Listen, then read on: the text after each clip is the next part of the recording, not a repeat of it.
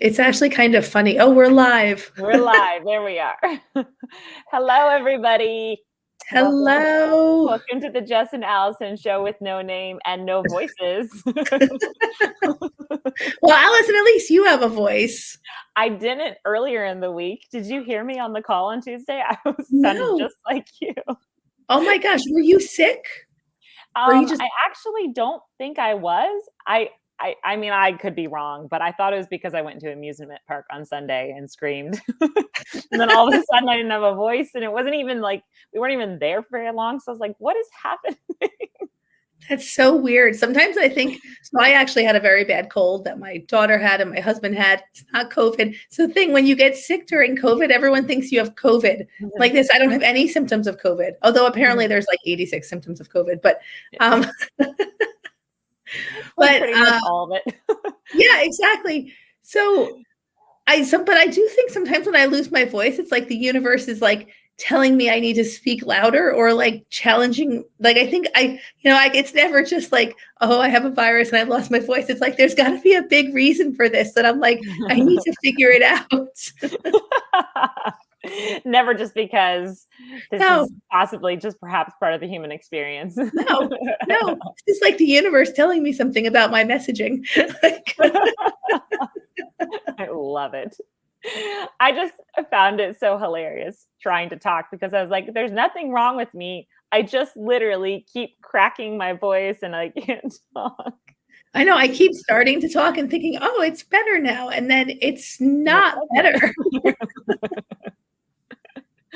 Oh, well, does it hurt at all?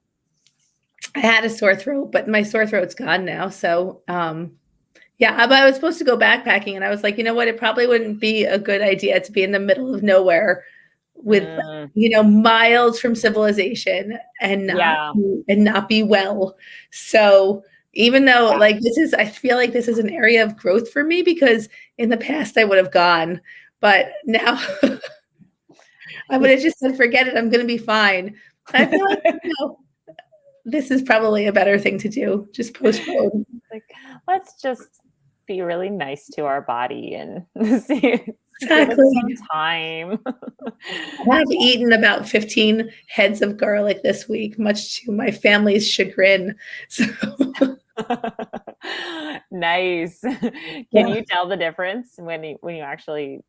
Can you, because you said something about garlic on one of our last shows too for sickness. Oh, well, I mean, garlic is a cure-all. Apparently not this. Oh, okay. So I don't know. Are you familiar with earthclinic.com or earthclinic.net? That's where I get all of my natural remedies from.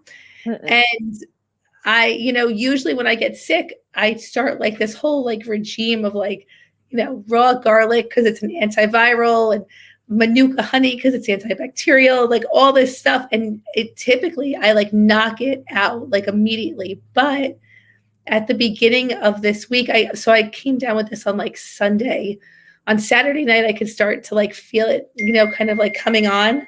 And I had pizza for dinner, which is inflammatory for my body. That was a bad move. I think I let and then I had cinnamon buns the next morning, which I never, ever do, but it was my daughter's birthday. So it was like her birthday breakfast. And I think I let the sugar and like white flour, like just win. Like I fed the virus, right? So I missed my window.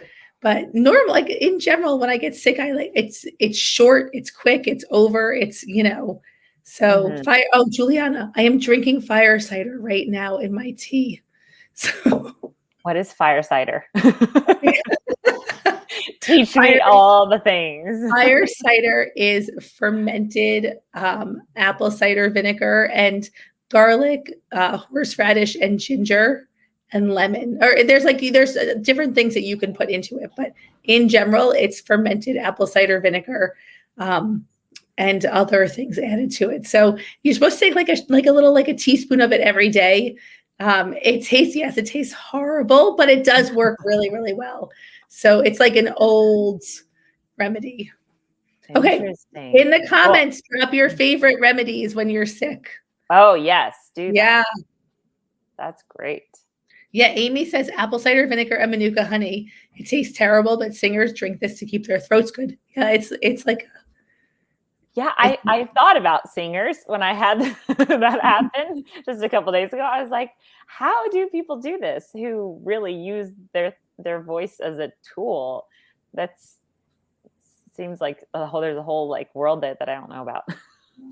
Dana, you can ferment the apple cider vinegar yourself, but I buy it. So you can also buy it. I mean, you can even buy it on Amazon. I buy it from our local co-op. Yeah, honey and lemon and tea. That's another really good one. Do that also a lot. It always gets noisy. It always gets noisy as soon as I log on to this. Allison, I was thinking we haven't had a guest on with us in a while. Should we bring somebody on? We need a topic. We haven't actually. You're right. Yeah.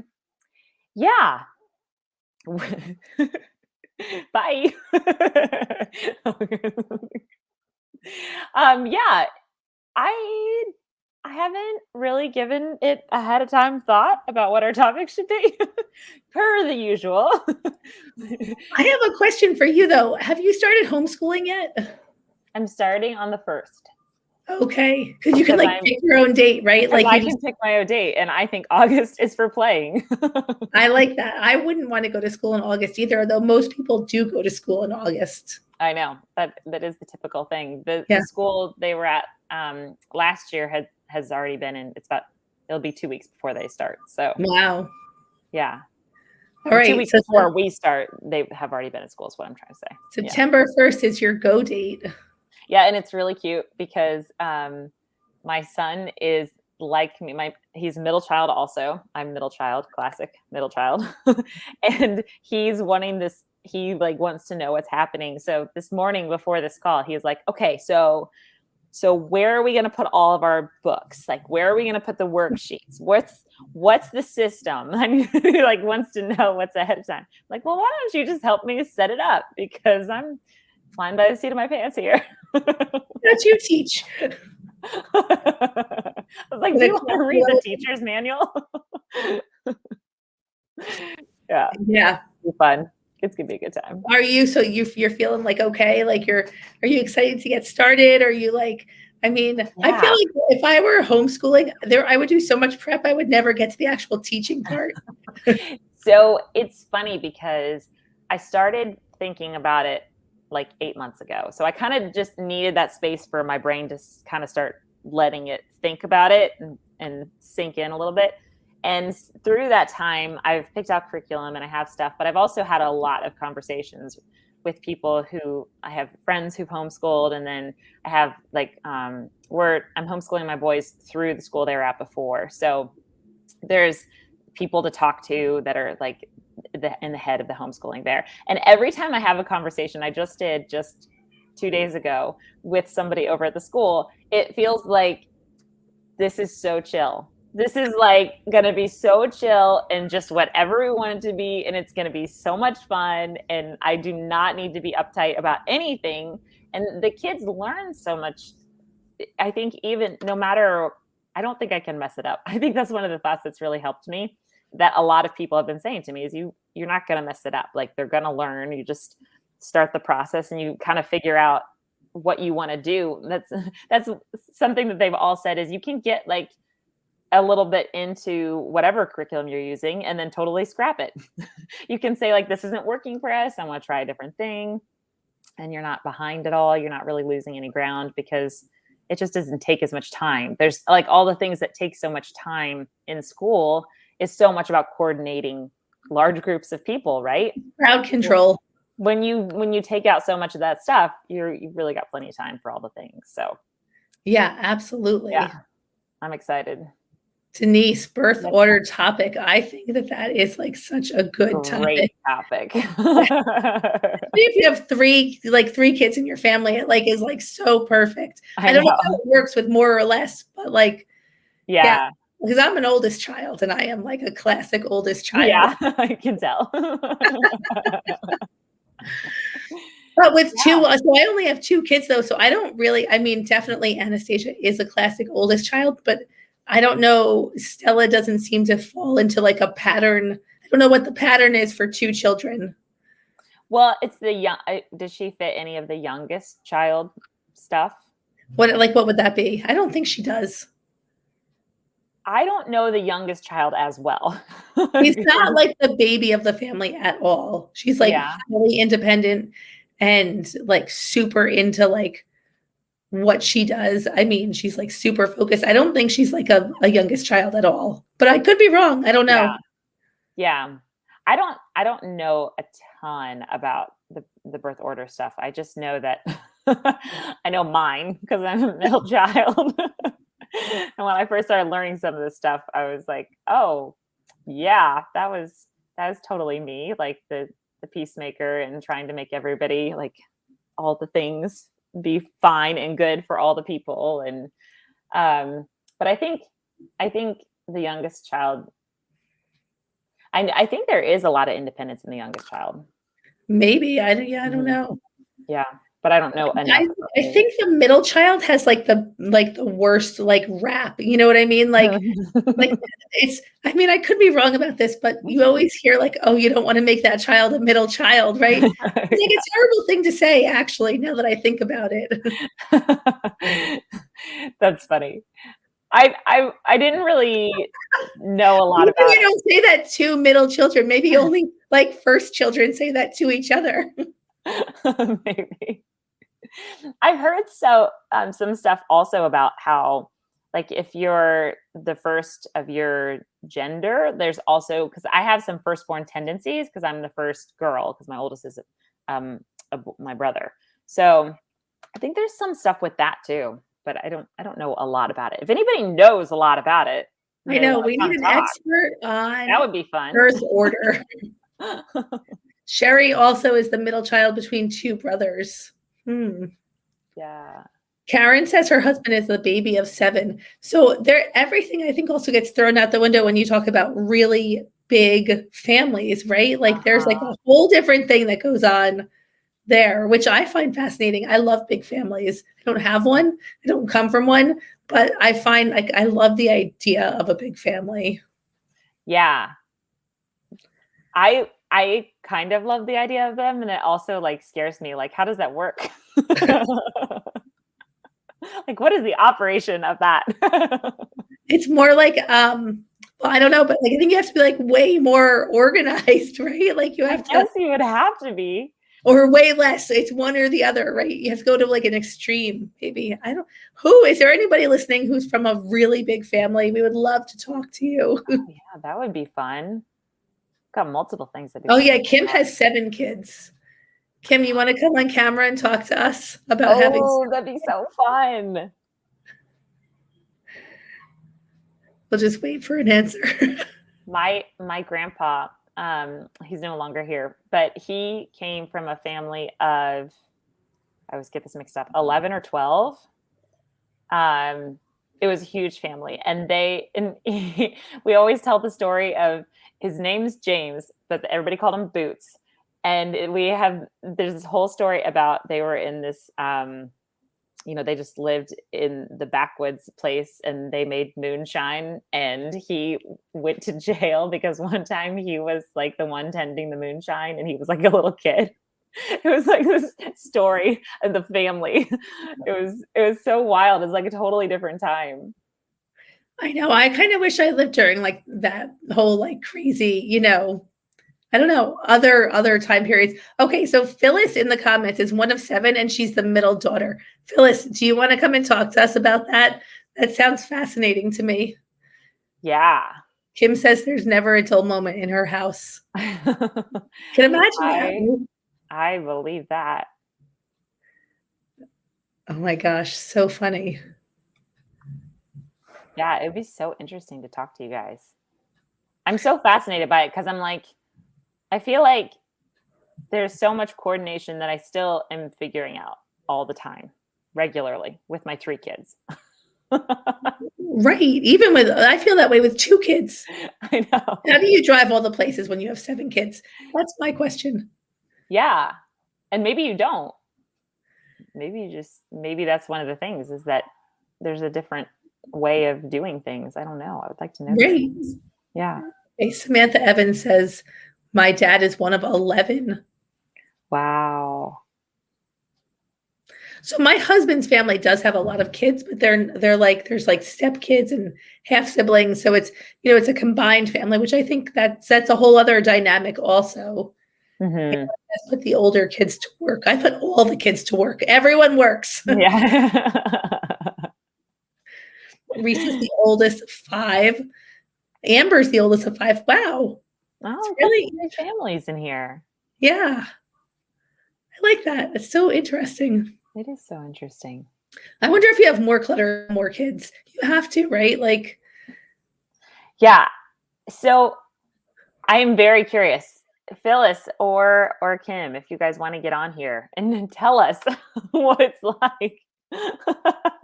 I I had a family that we were really good friends with that had a lot of kids, and I remember the way that they did it was it just seemed like the kids they coordinated for them to have much less stuff. Like they had multiple kids in a bedroom, and they just didn't have a lot of things. They had like a small area of their stuff that belonged to them. That's how my clutter started. yeah, to me makes total sense. Yeah, that's a lot to keep track of. Oh my gosh. Phyllis, do you want to talk? I've lost Jes. Who wants to join me?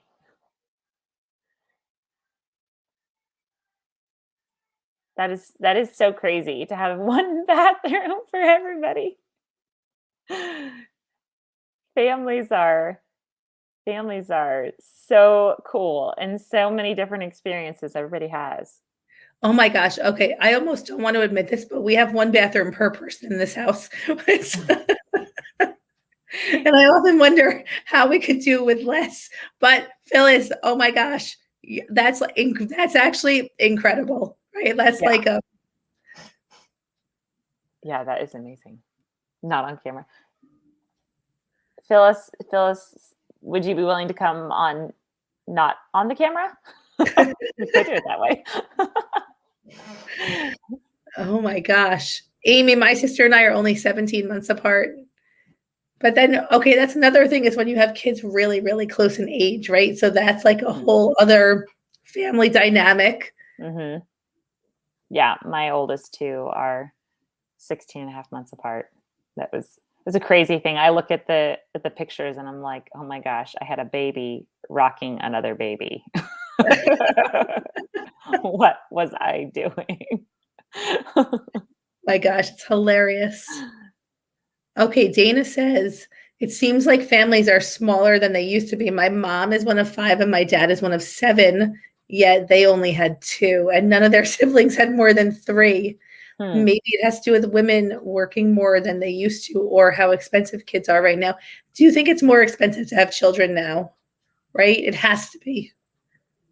There's so much that's different now. I mean, before you used to have a lot of kids and everybody used to like work on farms or like do these big family things together. I feel like now there's so much of there's so much now that's like the parent is here for the child.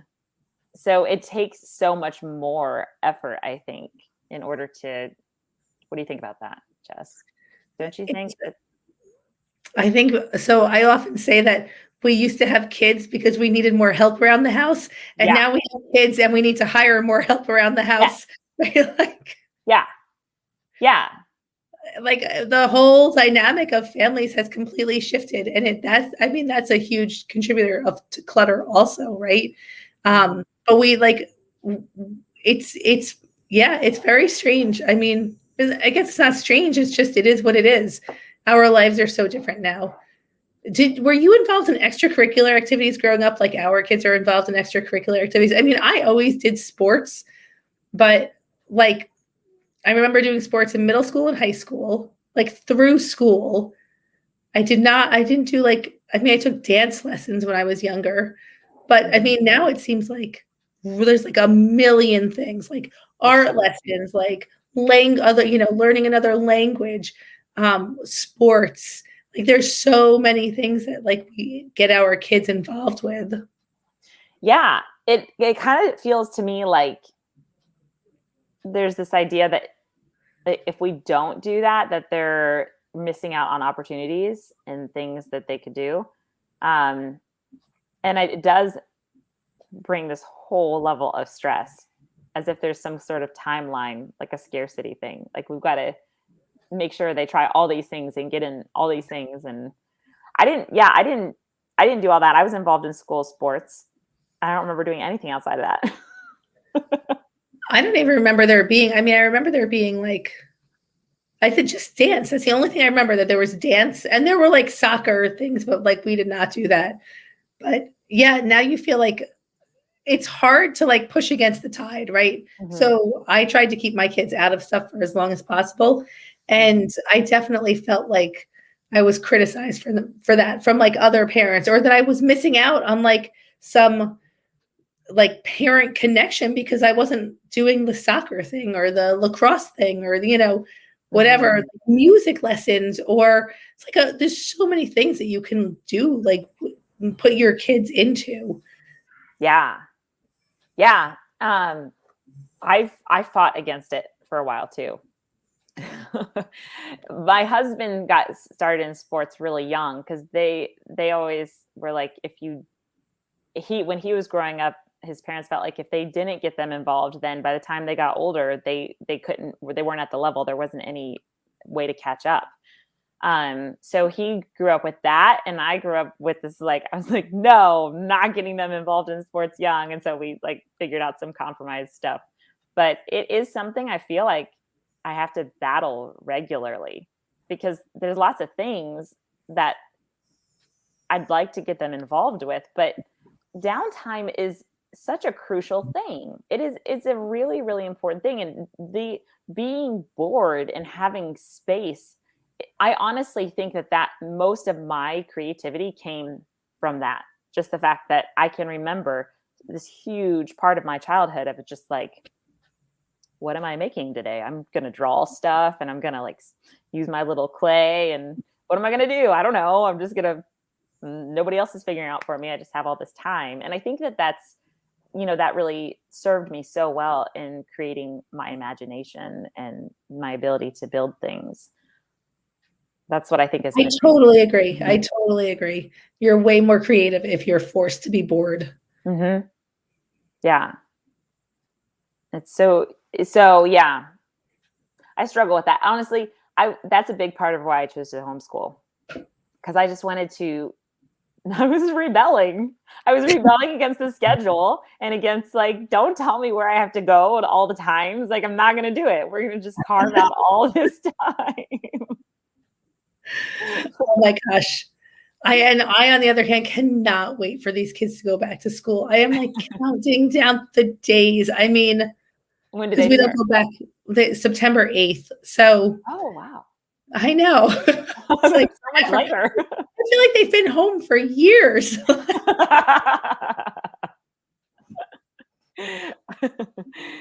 I totally value the downtime also. And I think, having an unstructured like amount of time at home, and there's like so much value in being bored. I mean, how are you ever going to sit through a meeting at work if you don't know how to be bored? Yeah. I just always think that,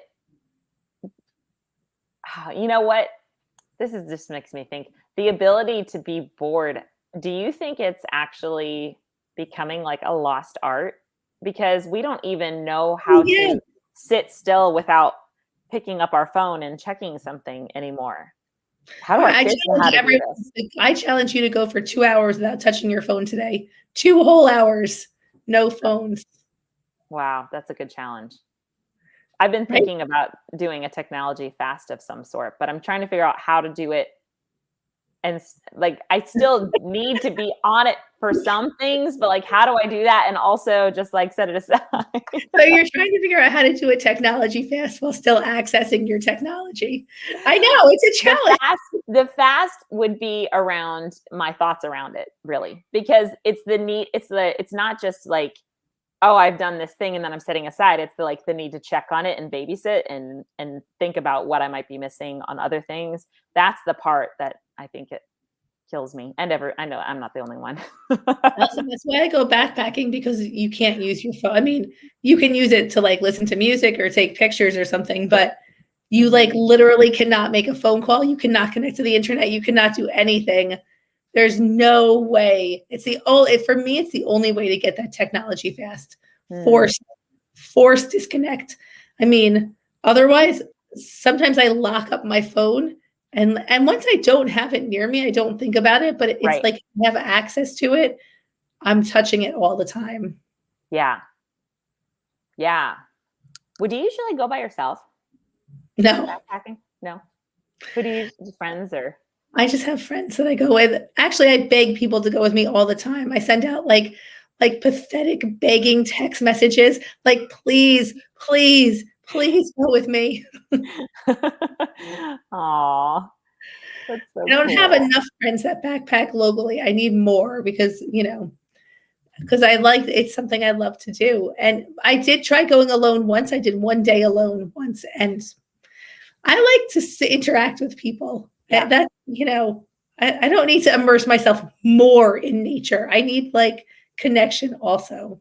Right. Yeah, I totally agree with that. It would be so fun if we could just it would be so fun to have more ways of just being in person with each other. Because I've made all these friends now. I'm like, you're very far away from me. I can't just go randomly backpack with you. We could. I mean, you could just come. This is a I little mean, trip. I guess I could. I could figure out how to get a flight there, and I do like spontaneous stuff. We're gonna do this one of these days. Well, the thing is also, it's a lot easier now that my kids are older because I can just leave them. I mean, there's no, like, they can cook, they can take care of themselves. I don't need to, like, I used to have to prep a lot more to leave, but now it's just like, just go. They prefer when I leave. Actually, they're like super happy to have me gone. So So that's awesome. I leave my kids. They're old enough to leave them for a little bit of time, but I wouldn't leave them for a day or more. I'm not there yet. They're not that old. yeah, We're getting there though. You're getting there. Yeah. It really does change everything. Yeah. That's fun. All right, so we'll plan our backpacking trip, and then we'll do some videos, and that can be one of our podcasts, like recapping the video thing. Yes. That'd be so fun. You can silence. Yeah, you can. Okay, so back to the phones. Karen says, "Can you silence the ding during work hours?" I actually put my phone on do not disturb a lot because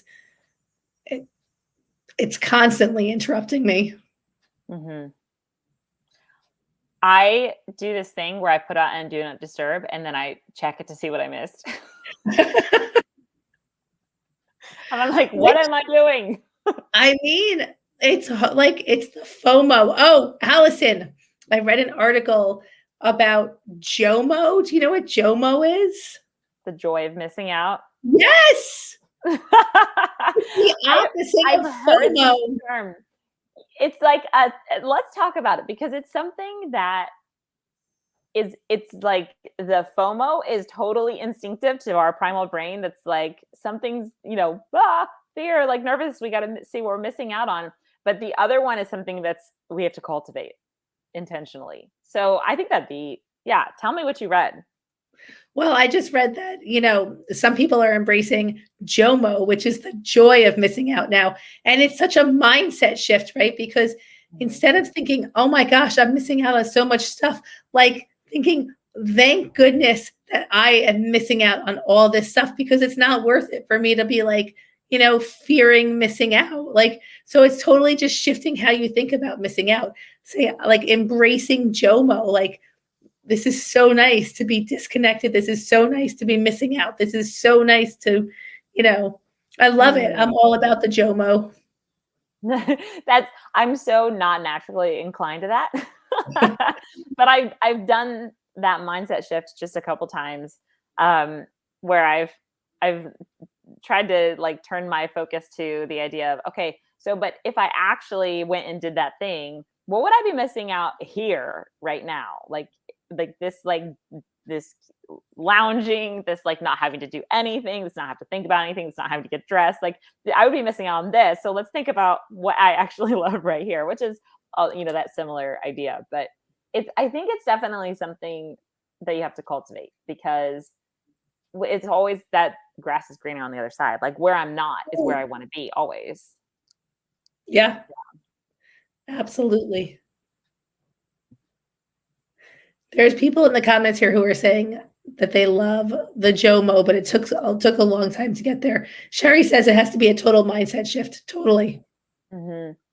Yeah. And it's something that I think that, it's like a muscle you build. It's something that grows.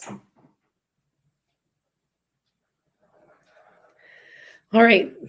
I feel like we're not laughing enough.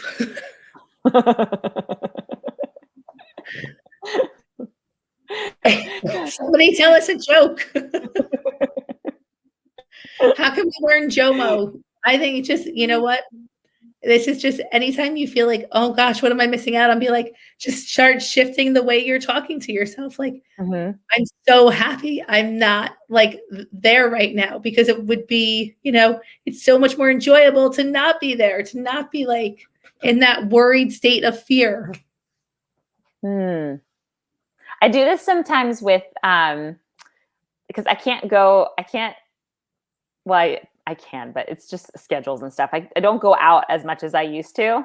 And so I am such a people person that's the thing that really gets me FOMO around, because I'm like, oh, I'm totally missing out on being around all these people and doing all this stuff. So for me, I've really, the thoughts that I have used for it is like, sometimes, actually a lot of times I go out and it's like just okay. It's like, yeah, it was okay. It was like kind of fun, but like maybe I wasn't like totally like feeling it or whatever, or was thinking about, I'm tired or whatever. So sometimes if I remember that, I'm like, yeah, I don't really want to be there. This right here is really fun too. I like to think in the opposites. That's what Dana said. Dana's saying that in the comments also. Sometimes experiencing something can help with the JOMO. When I can't even read, went somewhere over the weekend that I felt FOMO for previously, and it wasn't that great. So in the future, I can have JOMO if we don't go. There you go. Yeah. Yeah, because it's really just your brain always telling you that's so amazing and wonderful over there, and you're not there. And it's really not truth, because wherever you are, your experience that you're having there is based entirely on what you're thinking about and you're choosing about your emotional state. So you can choose that emotional state anywhere. Friends, you can choose your emotional state. I think that's really important to keep in mind. You choose your emotional state. That's a soapbox that I get on regularly. Yes. So, okay, in the comments, tell us, what emotional state are you going to choose today? So good.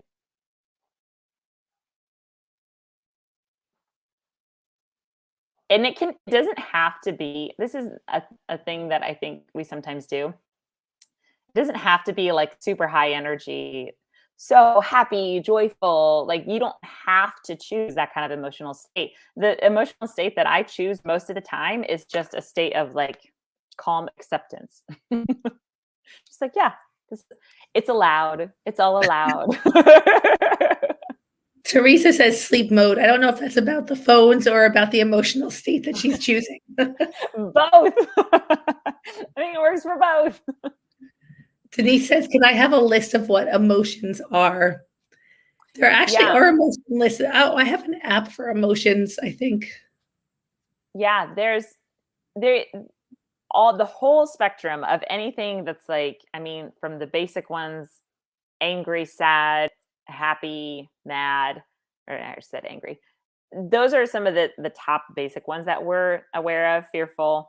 But you can get really nuanced with your words that you use. This is actually one of the tricks that I do all the time is I really love getting really nuanced on the type of words. So I'll have like a low energy word list and a high energy word list. And sometimes it will just be like helpful to see what am I really feeling. And it can, the low energy stuff, the ones that I have used in the past have been like jealous, needy, desperate. So they're more nuanced. And it helps to kind of be like, okay, what am I feeling really more internally? I'm sorry, give me just a second. My child wants to be a part of this conversation. Do you want to come up here and say hi? Yeah. So you can stop making noises under me? Come here. Here. You want to say hi? Yeah. Hi. You got to move this way. He got a rug burn, so Oh he no. looks a little bit beat up right now. This is Connor. Say Hi, Connor. Hi. Okay. Can you let me have a conversation now? Yeah. Okay. Can you go wait outside? Thank you. Oh, how old is Connor? 6. Yeah, you can't leave him alone yet. No. I'm looking for this app that has all the words, but I cannot find it. Positive vocab words. I don't know. There's like color wheels and color charts that actually have, it almost looks like an artist's paint palette, and it has all these spectrum of emotions and the colors that kind of relate to them. So I think if you look up color emotions chart, you would be able to find something really fast. It's really useful. All right, I'm looking at it right now. So I'm on 2 pieces of technology at once.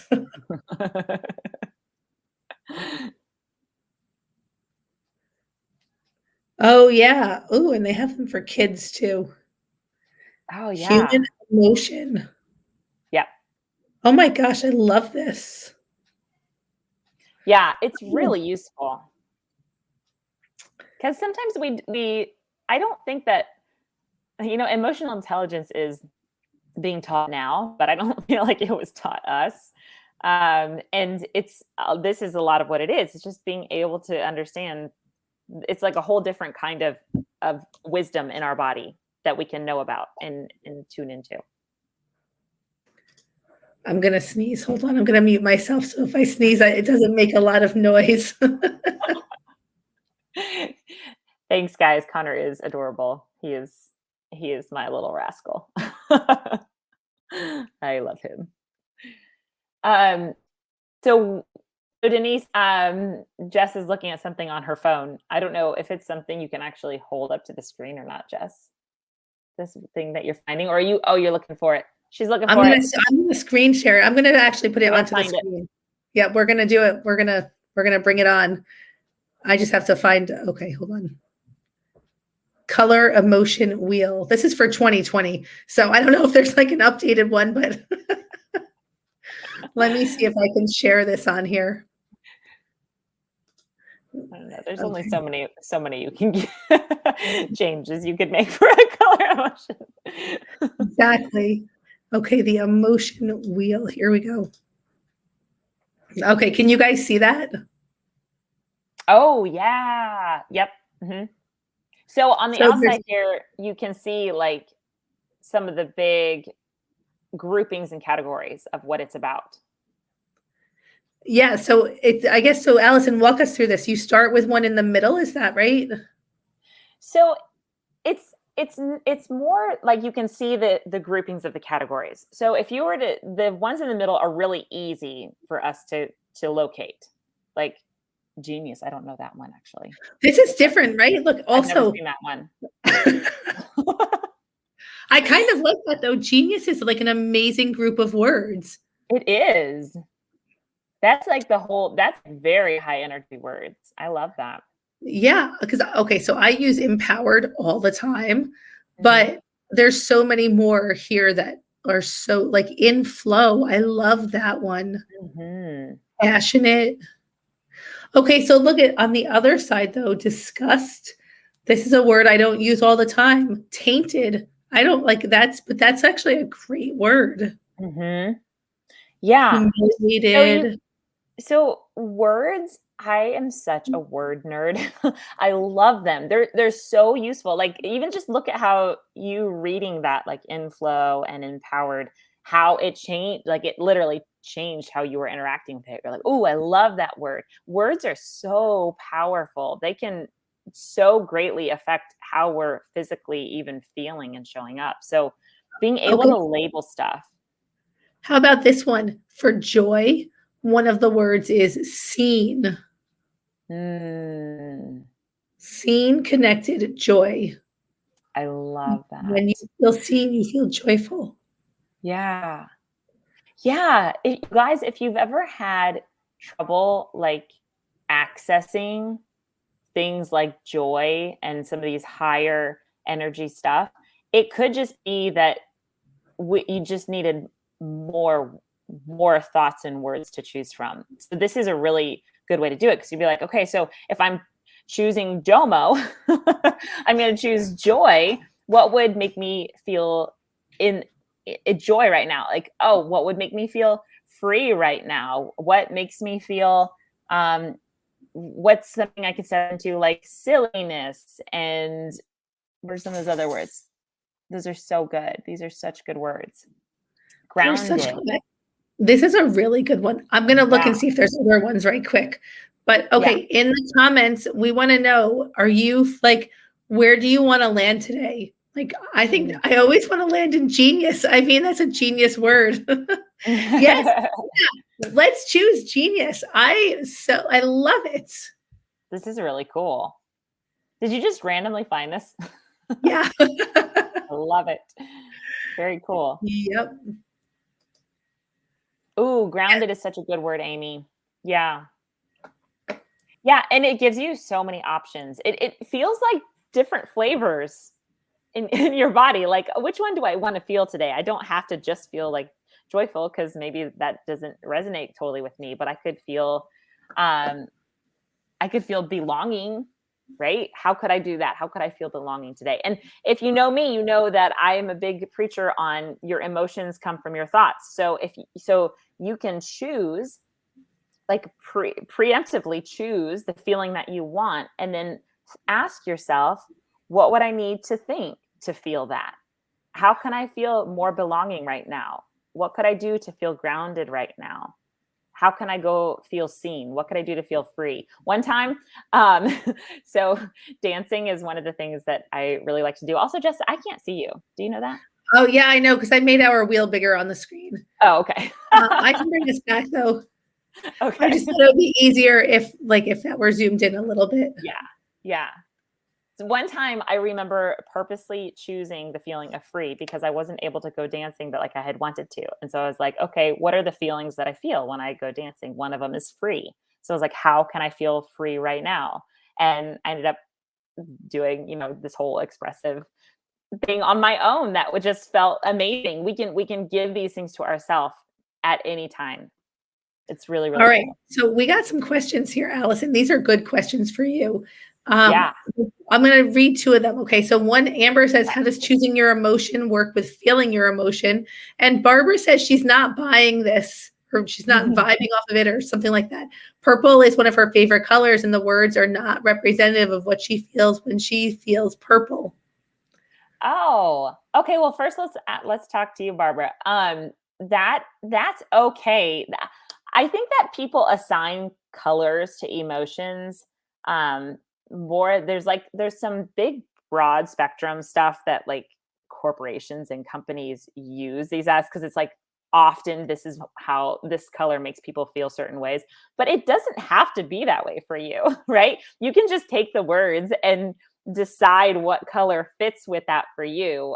If the color is the thing that's really throwing you off, you can like paint your own stuff. This could be like your create your own formula for how you visualize things or feel things in your body or see things, and draw it out yourself. That could be a really fun little project. It doesn't have to be. I know that there's studies that have been done, but there's like, who cares? There's no rules. It doesn't have to be that purple is assigned to sadness, right? It could be for a different one. Okay. But anger is always red.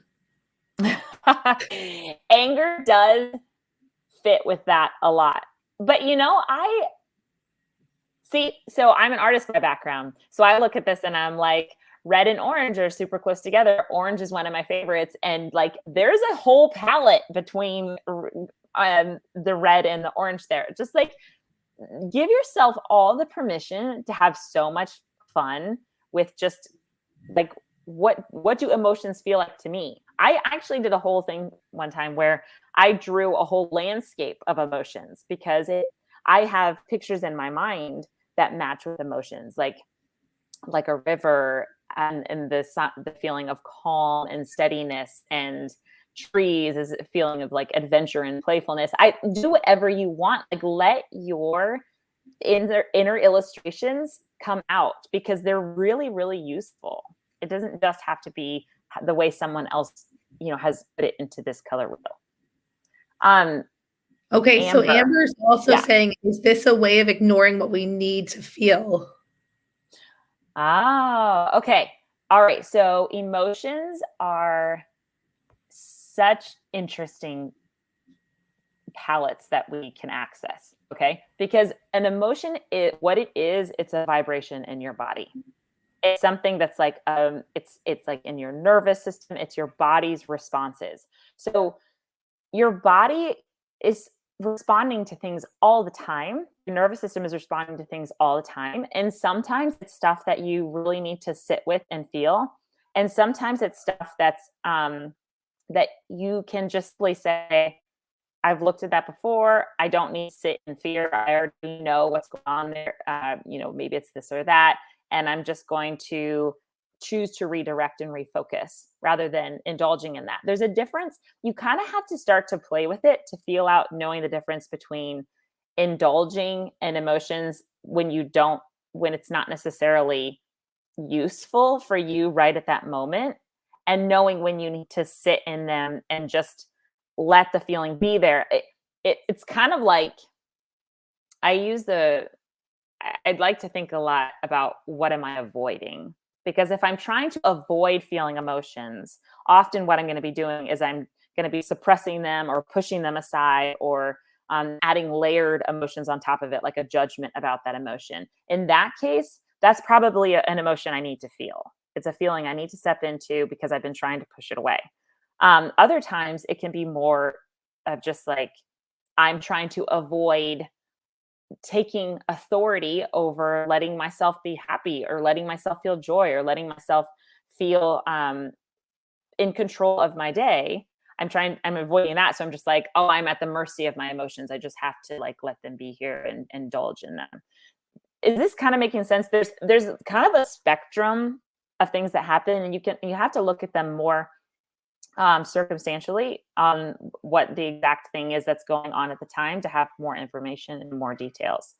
So I'm never telling you to like spiritually bypass yourself. That's something I think that can be kind of confusing when you first start playing with emotions, is that it's like, oh, I'm just supposed to tell myself not to feel this. No, I'm not telling you that. I'm just telling you that sometimes the emotion is simply just a vibration in your body reacting to information that you've had built into there from your entire life for all of the things. So Amber, if you want to, okay, grief is the emotion. I'd need a little bit more information. Usually grief is one of those things that we do a lot of suppressing with. The thing about grief is that it has its own healing properties. So when we are grieving, a lot of times we just need to be in the grieving and let ourselves be in the grieving for as long as it takes. And you can kind of start to tell one of the things that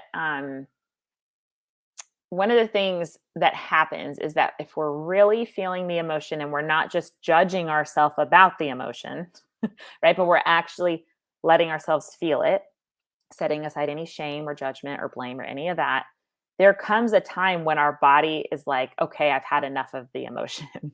I don't necessarily want to feel this anymore. And that's when we can start to say, okay, as the kind guardian of my nervous system, let's do some stair steps out of this. What's like a more neutral feeling that I can move into right now? And I do that with my thoughts. Are you following some of that? it's kind of hard sometimes to give a big overview and make it really relevant for what you're specifically dealing with without all the specifics, but there's some information for you. Amber says yes. Awesome. Yeah, emotions are my favorite thing. They're my favorite thing because I used to discount them so much.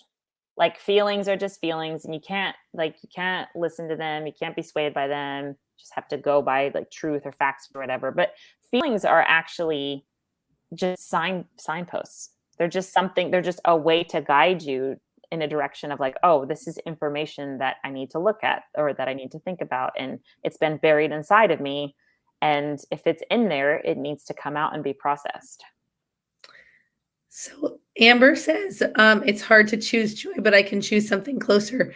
Amber, I wonder, so when I've been in periods of grief before, I resonate with love because it's a joyful emotion, but it also honors your grieving process.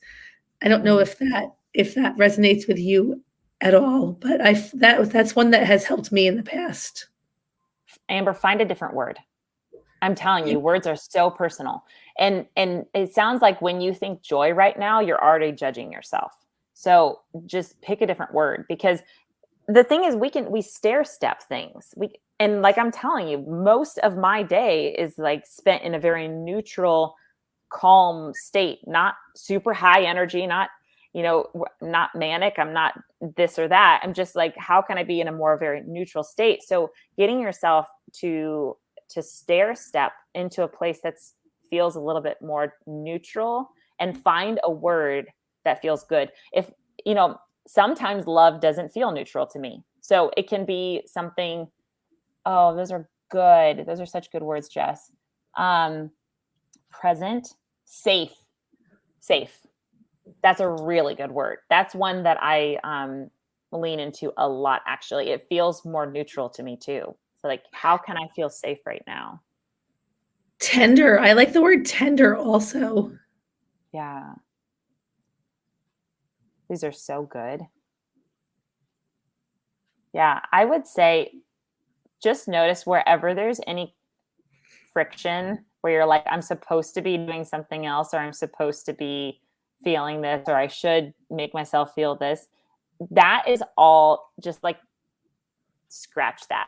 Shame, blame, judgment. That's not helpful to you. All it means is those words aren't working for you. So play around with things that actually feel differently to you. Yeah, grounded. That's such a good one. Mm-hmm. Does anybody want me to zoom in on any other area of this chart? I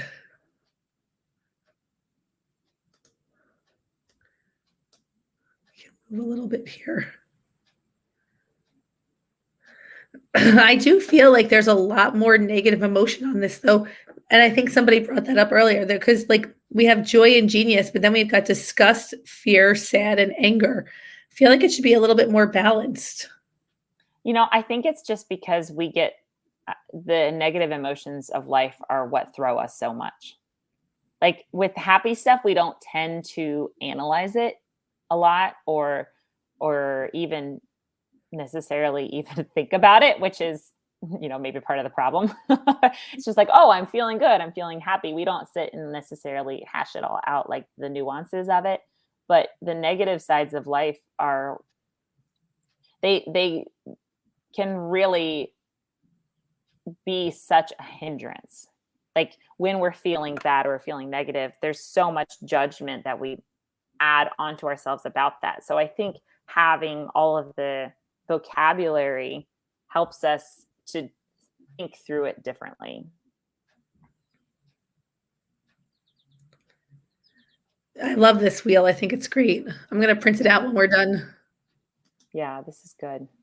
Yes, of course. I'll definitely share the image with you. I can tell you it's from, I can zoom in on the website too. It's Avan. Hold on. Here we go. That doesn't really, does that show you the website? I'll pop it. I'll share it. I'll just We'll share share it. it. We'll share it with you. Yeah, that was Oh, really useful I stuff. can actually look. I can actually post a comment. Oh, and I can put it Hey! on here. Look at that. Oh, you're Mad so fancy. skills.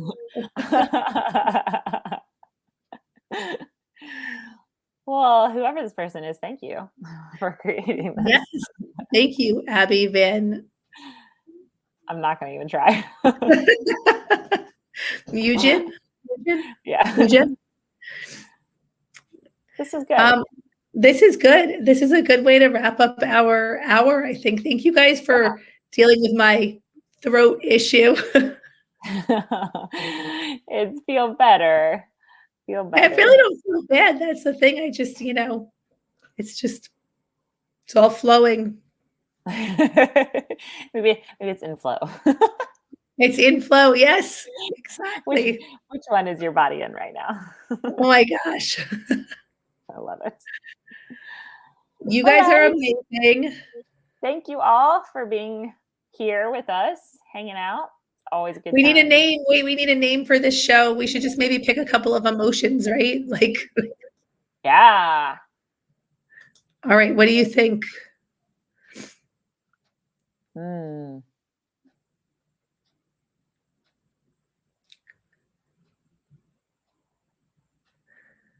I feel like today. Yeah, I feel like today was calmer, like a more calmer word. Oh, okay. Yeah, I agree. It was a very calm show. It was kind of tender and grounded. Tender and grounded. All right, that's what we're going to call it. Tender and grounded. I love it. Tender and grounded. I got to write this down. Yeah, I'll forget it literally as soon as we get off this call. All right. I got it. Allison, thank you so much. Thank you, Jes. Always a pleasure. Always a pleasure. And to our audience that shows up live for us every week, thank you guys. We love you. We love seeing you every week. We love you. And if you're listening to our podcast on YouTube or on Apple or wherever you're listening to it, go ahead, like, subscribe, and leave us a review because that helps us keep going, I think. Yes. Yes. Good. Good job. Do the things that you're supposed to do when you listen to podcasts. Awesome. Bye, everyone. Bye. Thank you.